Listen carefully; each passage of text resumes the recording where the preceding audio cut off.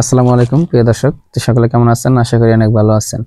তো আজকে চলে এলাম ভুট্টা ক্ষেত দেখার জন্য। ভুট্টা ক্ষেতে আগাছার পরিস্থিতি কি বা ভুট্টার পরিস্থিতি কি, তো এগুলো দেখার জন্যই আসলাম। তো যে কথা সেই কাজ। তো এখন ভুট্টা ক্ষেতে যে ঔষধ দিয়ে দেব এর পরিকল্পনা আর কি, যে ওষুধ দেওয়ার সময় হয়েছে, এখন দেওয়া যায়।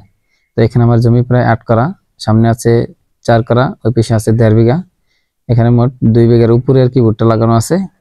তো এই ভুট্টা সবগুলোতেই আমি আগাছানাশক দিয়ে দেবো। তো দেখেন ক্ষেতে যে পরিমাণে আগাছা আছে এগুলো দমন করার জন্য আর কি আগাছানাশক দিতে হবে।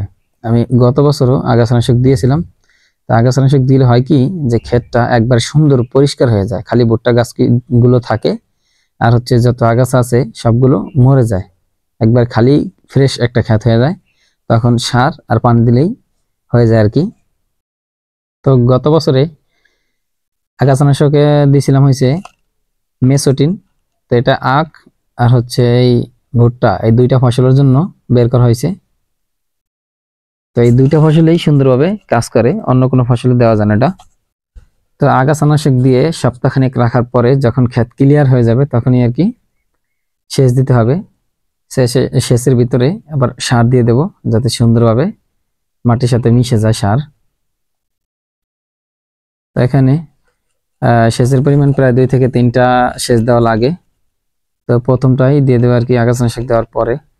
আর আগাছানাশক যেটা দিব এটা হচ্ছে আখ আর এই ভুট্টা, এই দুইটা ফসলের জন্য বানানো হয়েছে। এই দুইটা খুব সুন্দর কাজ করে আর কি। গত বছরে যে ভুট্টা আবাদ করেছিলাম তো এতে রোপণ করার সময় কিছু সংখ্যক চারা ঘন হয়েছিল আর কি, যার কারণে চারা ছোট এবং ফলও ছোট হয়েছে। তো এবছরে একটু পাতলা করে দেওয়া হয়েছে আর চারাগুলো বেশ গজাইছে আর কি। তো সবাই ভালো থাকবেন। আসসালামু আলাইকুম।